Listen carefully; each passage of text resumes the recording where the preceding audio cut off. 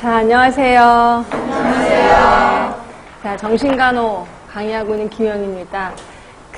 처음에 우리 간호학과 1학년 때 딱 들어왔을 때 정신 쪽 하면은 조금 설레는 사람도 있었을 거고, 또 나름대로, 뭐야, 무서워, 이런 사람도 있었을 거예요. 근데 실습하다 보면 여전히 무섭다라고 느끼는 사람이 있는가 하면, 이거 괜찮은데, 나랑 필이 맞는데, 라고 느끼시는 분도 있을 거예요. 그래서 저 같은 경우도 실습을 하면서 정신간호 괜찮은데 나랑 좀 필이 맞는데 라고 느꼈거든요. 그래서 이제 정신간호를 되게 재미있게 공부했었던 기억이 나는데, 그래서 제가 우리 정신과 관련된 일에는 정신 전문 간호사가 있고 정신 전문 간호사 아실 거예요.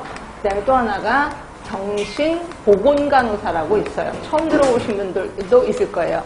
정신 전문 간호사는 이거 취득하기 되게 어렵죠. 그죠? 그래서 그 전에 3년 이상 경력이 있어야 되고, 3년 이상 경력이 있어야 되고, 그 다음에 2년 정도, 2년 이상의 그 과정을 거쳐야 돼.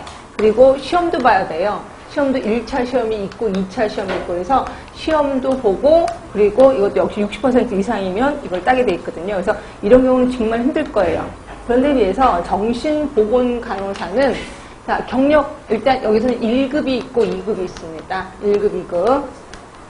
근데 1급은 경력이 좀 있어야 돼요. 그런데 2급은 경력이 없어도 상관없습니다. 경력이 없어도 되고, 그 다음에 그 과정이 1년밖에 안 돼요. 과정이 1년 정도. 그리고 요거 따고 나면 시험도 없이 바로 자격증을 줍니다. 보건복지부 장관이 줍니다. 자격을. 그래서 정신보건 간호사 2급 정도 따는 거 하나 괜찮을 것 같아요. 그러니까 본인이 나 정신과는 좀 맞는 것 같아 라고 느끼면 요거 하나 따시면 그 다음에 뭘 할 수 있냐면 재활시설을 운영할 수가 있습니다. 그러니까 본인이 재활시설을 조그만 사무소 하나 빌려서, 조그만 건 아니구나, 좀 큰 거구나.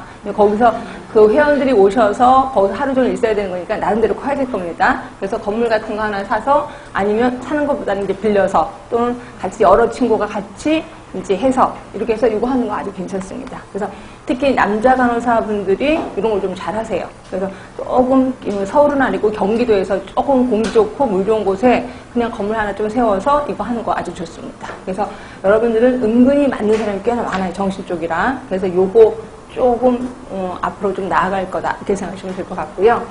자, 그 다음에 우리 정신간호학 쪽은 선배님들한테 들어봐서 알겠지만 전혀 배신을 때리지 않는 과목이다. 그래서 아무리는 아니구나. 하여튼 기본만 한다고 하더라도 어때요?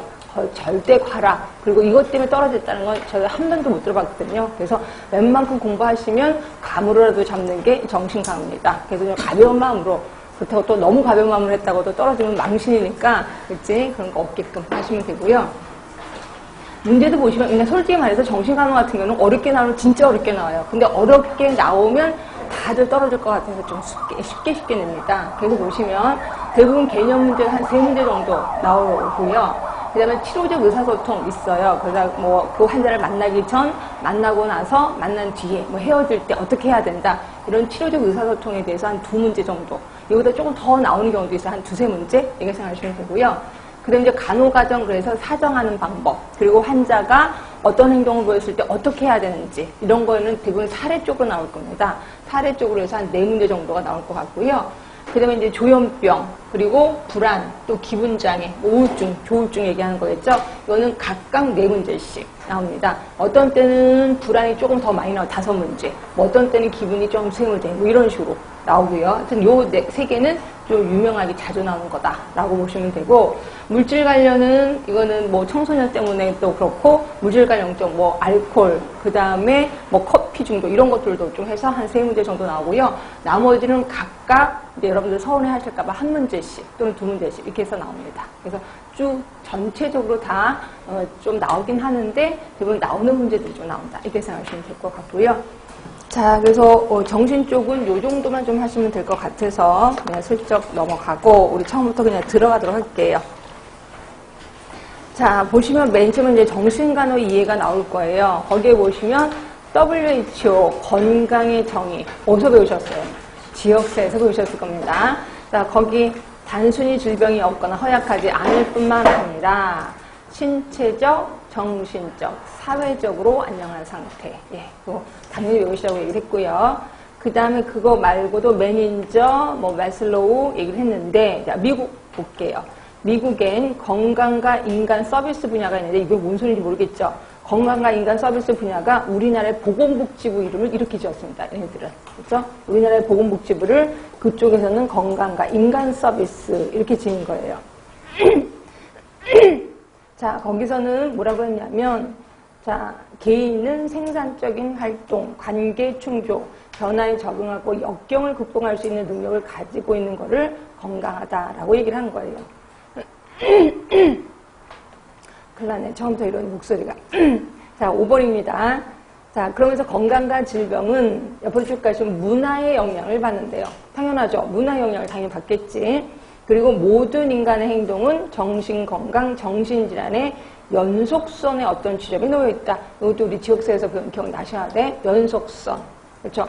불연속이 아니라 연속입니다. 그래서 그 밑에 그림 보시면 건강과 질병 등에 왔다 갔다 한다는 거죠. 또는 적응과 부적응 중에서 왔다 갔다 하는 겁니다. 또는 건설적 파괴적인 것에서 왔다 갔다 한다. 자, 이거는 무슨 개념일까요? 동적인 개념일까요? 정적인 개념일까요? 그렇지. 동적인 개념입니다. 동적인 개념. 그래서 정신간호에서도 역시 건강을 동적인 개념으로 보고 있고 연속성 개념으로 보고 있구나. 이렇게 생각하시면 되고요. 무엇보다도 되게 중요한 사람, 말이라는 사람. 이 사람 좀 자주 나오는 사람 중에